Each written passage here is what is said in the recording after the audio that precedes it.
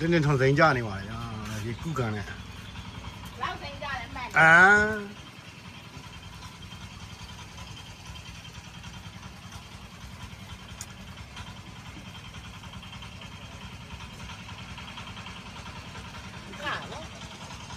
လောက်ခါလာတော့တွေ့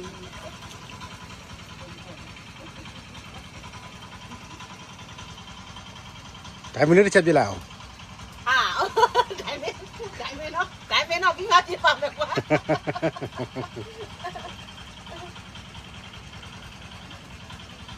ဒိုင်မဲနော်မပြသေးဘူးလို့ရေးပြီးမှချုံမယ်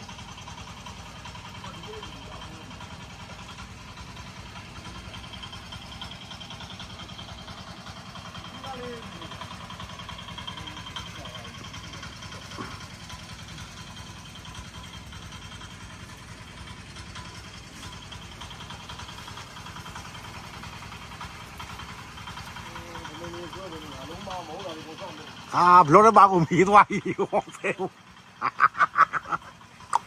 ဘလောနဲ့ပါကိုမီးတော့ဆိုးရည်တော့ဆိုးရမယ်ဒီနေ့စင်စင်ပါဆိုတော့ဆွဲမှာပေါ့နော်အရာ